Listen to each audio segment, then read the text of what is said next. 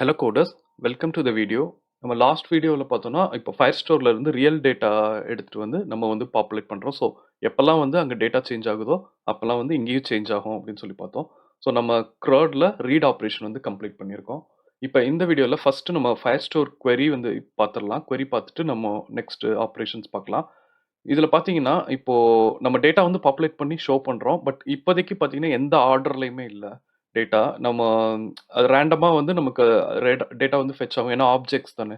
So வந்து ரேண்டமா fetch ஆகும். நம்ம அதை வந்து டிஸ்ப்ளே பண்ணிட்டு இருக்கோம். இப்போ நீங்க ஆல்ரெடி டேட்டாபேஸ்ல ஒர்க் பண்ணியிருக்கீங்க அப்படின்னா, அதுல எப்படி நம்ம டேட்டாபேஸ்ல queries வந்து எக்ஸிக்யூட் பண்ணுவோமோ, ஆல்தோ அந்த அளவு பவர்ஃபுல் query எக்ஸிக்யூட் பண்ண முடியலனாலும், மோஸ்ட் ஆஃப் த queries வந்து ஃபயர்ஸ்டோர்ல வந்து நம்ம எக்ஸிக்யூட் பண்ண முடியும். இப்போ நம்ம ஃபர்ஸ்ட் எப்படி வந்து டேட்டா வந்து சார்ட் பண்றது அப்படின்னு சொல்லி பார்க்கலாம். இப்போ நம்ம கிரியேட்டட் அட்ன்னு சொல்லிட்டு டைம் ஸ்டாம்ப் வந்து ஆட் பண்ணுறோம். ஸோ இந்த டைம் ஸ்டாம்ப் படி நம்ம இப்போ சார்ட் பண்ணலாம். சார்ட் பண்ணிட்டு லேட்டஸ்ட் டேட்டா இருக்குல்ல, லேட்டஸ்ட் டேட்டா வந்து ஃபர்ஸ்ட் லிஸ்ட்டில் வந்து ஃபர்ஸ்ட் லோட் ஆகுற மாதிரி நம்ம இப்போ செட் பண்ணலாம். ஸோ அது செட் பண்ணுறதுக்கு முன்னாடி நான் இங்கே ஃபயர்பேஸ் டாக்குமெண்ட் போகிறேன். இங்கே வந்து நம்ம query அப்படின்னு சொல்லிட்டு யூஸ் பண்ணியிருக்காங்கல்ல, நம்ம இந்த query தான் வந்து யூஸ் பண்ண போகிறோம். ஓகே, இப்போ கோட் பார்த்தோம்னா கோடில் வந்து நம்ம ஏற்கனவே தெரியும், நம்ம இதில் இருந்தால் எடுத்தோம். யூஸ் ஃபெச் கலெக்ஷனில் தான் நம்ம கோட் வந்து இருக்குது.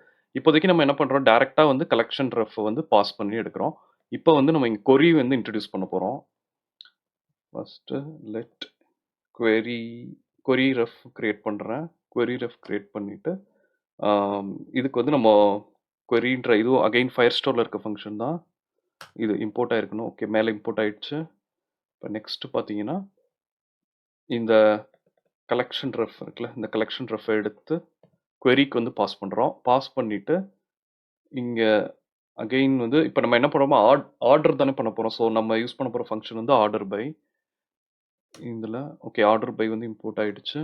இப்போது இங்கே போயிட்டு நம்ம யூஸ் பண்ண போகிற ஃபீல்டு வந்து created at. So created at கொடுத்துட்டு இப்போ நமக்கு வந்து லேட்டஸ்ட்டு தானே டாப்பில் வரணும். ஸோ நான் அதனால டிசெண்டிங் அப்படின்னு சொல்லிட்டு கொடுக்குறேன்.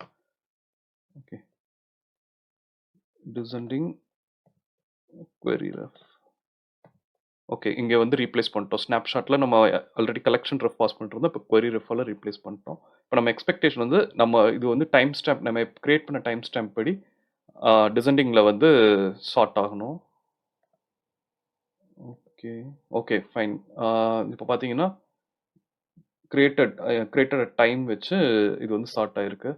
இப்போ நம்ம நியூவாக ஏதாவது ரெக்கார்ட்ஸ் வந்து ஆட் பண்ணோம்னா அது வந்து ஃப்ரண்ட்ல டாப் ஆஃப் த லிஸ்ட்டில் வந்து வரணும். ஒரு இது மட்டும் ட்ரை பண்ணிடலாம்.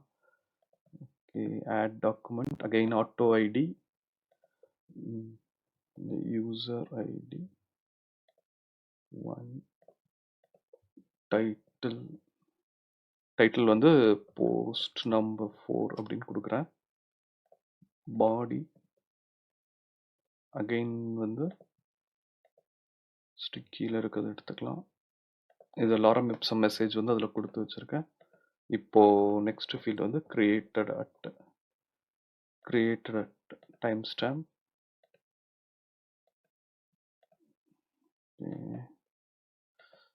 கரண்ட் டைம் வந்து கொடுத்துருக்கேன். ஸோ இப்போ நம்ம ஆட் பண்ணாலும் நமக்கு லைவ் டேட்டா தான். இது ஒன்றே வந்து ரெஃப்ரெஷ் ஆகிருக்கணும். நம்ம டாப்பில் வந்து வரணும். அதுதான் நம்ம எக்ஸ்பெக்டேஷன். ஓகே, போஸ்ட் நம்பர் 4 வந்து டாப்பில் வந்துருக்கு. ஓகே, நெக்ஸ்ட்டு இன்னும் ஃபயர்பேஸ் queryல வந்து இன்னும் நிறைய ஃபீச்சர்ஸ் இருக்குது. நம்ம அடுத்து ஆத்தென்டிகேஷன் இன்ட்ரடியூஸ் பண்ணோன்னே நம்ம இதெல்லாம் தேவைப்படும். நம்ம query பண்ணி எடுக்கணும். டேரெக்டாக வந்து இப்படி ஃபெச் பண்ண முடியாது. இப்போ பார்த்தீங்கன்னா நெக்ஸ்ட்டு வந்து பார்த்தோன்னா இப்போ நம்ம home.jsல கொஞ்சம் க்ளீனப் வந்து பண்ணிடலாம். இப்போது நம்ம இதெல்லாம் யூஸ் பண்ணல. யூஸ் ஃபெச், யூஸ் கலெக்ஷன் இதெல்லாம் வந்து தூக்கி விட்டுறேன். ஏன்னா இப்போ இதெல்லாம் தேவையில்லை. நம்ம எல்லாத்தையும் ஹூக்ஸ் வழியாக தான் பண்ணிகிட்ருக்கோம். கோட் சக்ஸஸ் ஆகிடுச்சு. ஓகே, இன்னும் வந்து பார்த்தோன்னா ஒரு சின்ன யூஐ சேஞ்ச் மட்டும் பண்ணலாம்.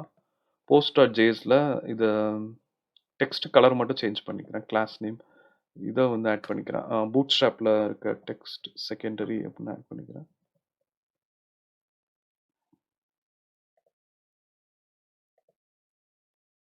Okay fine. இப்போ இது சின்ன கலர் சேஞ்ச் மட்டும் பண்ணியிருக்கோம்.